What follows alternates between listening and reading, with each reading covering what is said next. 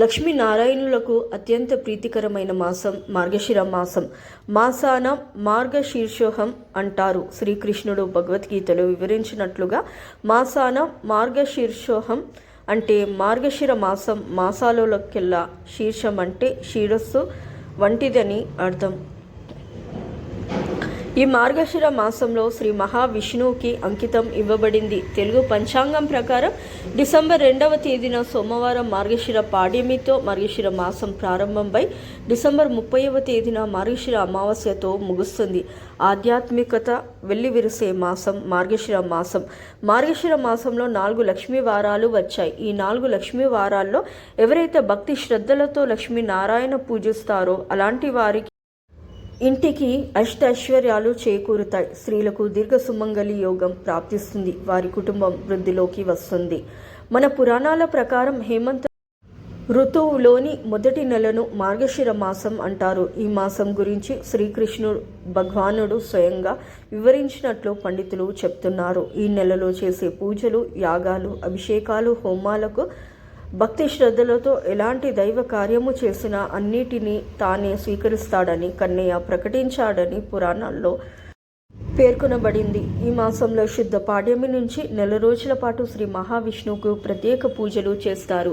జ్యోతిష్య శాస్త్రం ప్రకారం సౌరమానాన్ని ధనుర్మాస కాలంగా, చంద్రమానం ప్రకారం మార్గశిర కాలంగా పరిగణిస్తారు. ఈ సమయంలోనే గ్రహాలకు అధిపతి అయిన సూర్యుడు ధనుసు రాశిలోకి ప్రవేశిస్తాడు. ఈ సమయంలో శ్రీహరికి ఆవు నెయ్యితో దీపారాధన చేసి విష్ణు సహస్రనామాలు, భగవద్గీత శ్రావణం చేస్తారు. వారికి ఈ విష్ణు అనుగ్రహం లభిస్తుందని విష్ణు పురాణాల్లో వివరించబడింది. ఈ మాసంలో పౌర్ణమి నాటి నక్షత్రంగా మృగశిర ఉన్న మాసానికి మార్గశిర మాసమని పేరు. ఈ నెలలో సూర్యుడు ధనుసు రాశిలోకి ప్రవేశిస్తాడు. అందుకే ఈ కాలాన్ని ధనుర్మాసం అని అంటారు. విష్ణు భక్తులకు ఈ ధనుర్మాసం చాలా విశేషమైనది. ఈ మార్గశిర మాసంలో గురువారం చేసే లక్ష్మీ పూజ చాలా విశిష్టమైనదిగా చెప్పబడింది. విష్ణువుకు ఎంతో ఇష్టమైన ఈ మార్గశిర మాసంలో లక్ష్మీ పూజలు, ఉపవాస దీక్షలు సకల శుభాలను కలుగజేస్తాయని శాస్త్రాలు చెప్తున్నాయి. కార్తీక మాసంలోనే ఈ మాసంలో కూడా ప్రతిరోజు ఒక పండుగ రోజే. వైష్ణవ ఆలయాలను దర్శించేందుకు, నారాయణుడిని అర్చించేందుకు, లక్ష్మీదేవిని పూజించేందుకు ఈ మార్గశిర మాసం ప్రధానమైనది. సుబ్రహ్మణ్య షష్ఠి, భాను సప్తమి, గీతా జయంతి, కాత్యాయని వ్రతం, దత్తాత్రేయ జయంతి వంటి విశేష పర్వదినాలు ఈ మార్గశిర మాసంలోనే వస్తాయి. కేవలం పండుగలు మాత్రమే కాదు, ఈ మాసం వ్రతాలకు కూడా నిలయమే. ఈ మాసంలో గురువారాల్లో లక్ష్మీ వ్రతం, హనుమద్ర వ్రతం వంటి వ్రతాలు కూడా ఈ మాసంలో ఆచరిస్తారు. సాధారణంగా గురువారాన్ని లక్ష్మీ వారం అని కూడా అంటారు. మార్గశిర మాసంలో వచ్చే 4 గురువారాల్లో పూజను మార్గశిర లక్ష్మీవార వ్రతం అంటారు. ఈ వ్రతం లక్ష్మీదేవికి చాలా ప్రీతికరమైనది. ఈ మాసంలో లక్ష్మీ పూజ చేసుకుని లక్ష్మీ వార వ్రతాన్ని ఆచరించడం వల్ల అప్పుల సమస్యలు తొలగి సంపద, శ్రేయస్సు, ఆనందం కలుగుతుందని విశ్వాసం. ఈ మార్గశిర మాసంలో ప్రతి గురువారం రోజున ఎవరైతే లక్ష్మీ వ్రతాన్ని ఆచరిస్తారో అలాంటి వారి ఇళ్లలో లక్ష్మీదేవి తిష్ట వేసుకొని కూర్చుంటుంది. జీవితాంతం డబ్బు కష్టాలు లేకుండా విపరీతమైన ధనలాభం కలుగుతుంది. అంతటి శక్తి లక్ష్మీ వారాలకు ఉంటుంది.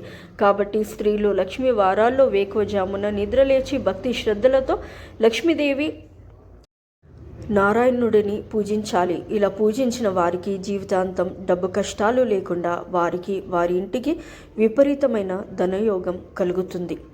కాబట్టి ఈ మార్గశిర మాసంలో వచ్చే ప్రతి గురువారం నాడు సూర్యోదయానికి ముందే నిద్రలేచి చన్నీటితో తలస్నానం చేసి ఇల్లంతా పసుపు నీళ్లు చల్లుకొని ఇంట్లో గుమ్మానికి పసుపు రాసి కుంకుమ బొట్లు పెట్టి ఇంటి ముందు కలకలలాడే ముగ్గులు వేసుకొని ప్రతి గురువారం రోజున మీ ఇంటి గుమ్మం అందంగా ఉండాలి. అప్పుడు ఇంట్లోకి లక్ష్మీదేవి అడుగు పెడుతుంది.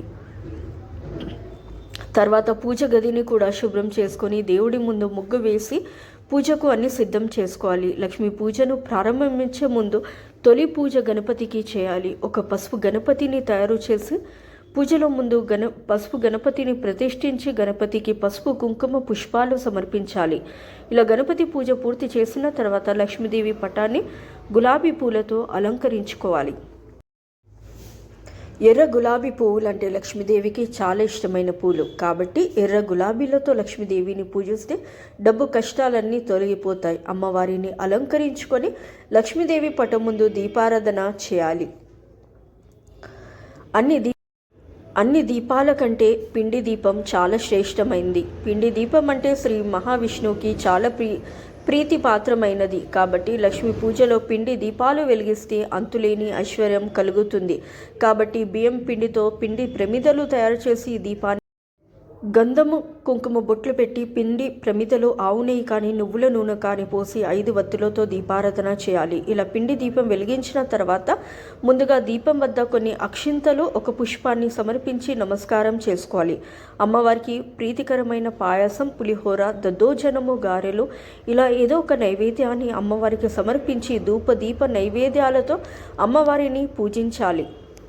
చివరిగా లక్ష్మీదేవికి హారతిని ఇచ్చి లక్ష్మీదేవికి నమస్కారం చేసుకొని 5 ప్రదక్షిణలు చేసి తలపైన అక్షింతలు వేసుకొని పూజను అయితే ముగించుకోవాలి. ఈ గురువారాల్లో అమ్మవారిని పూజించేవారు మహాలక్ష్మి అష్టకం, విష్ణు సహస్రనామాలు, గోవిందనామాలు చదువుకోవాలి. ఇలా 4 గురువారాలు పూజ చేసుకున్న తర్వాత ఆఖరి వారం 5వ గురువారం నాడు ముత్తైదులను ఇంటికి పిలిచి వాళ్ళకి తాంబూలం ఇచ్చి వారి ఆశీర్వాదం తీసుకోవాలి. మార్గశిర మాసంలో సూర్యుడు ధనుసు రాశిలోకి ప్రవేశించాక ఏర్పడే ధనుర్మాసంలో శ్రీ మహావిష్ణువుని పూజించాలి. విష్ణు స్వరూప దేవుళ్లను ఆరాధించాలి. ఈ మాసంలో విష్ణు స్వరూపుడైన వెంకటేశ్వర స్వామి వారిని ప్రత్యేకంగా పూజించిన వారికి వెంకటేశ్వర స్వామి వారి అనుగ్రహంతో అష్ట ఐశ్వర్యాలు, లక్ష్మీ కటాక్షం చేకూరుతాయి. ధనుర్మాసం నెల రోజులు తిరుమల మొదలుకొని సమస్త వైష్ణవాలయాలు తిరుపావై పేరుతో మొదలయ్యే వేడుకలు గోదా కళ్యాణంతో ముగుస్తాయి. మార్గశిర శుద్ధ పంచమి రోజున నాగదేవతలను పూజించడం వల్ల శుభ ఫలితాలు కలుగుతాయి. అలాగే ఈ మాసంలో వచ్చే శుద్ధ షష్ఠి సుబ్రహ్మణ్యం షష్ఠిగా జరుపుకుంటారు. ఈరోజు కుమారస్వామిని పూజించడం వలన పెళ్లి కాని వారికి పెళ్లి, సంతానం లేని వారికి సంతానం కలుగుతుందని పురాణాల్లో చెబుతున్నాయి.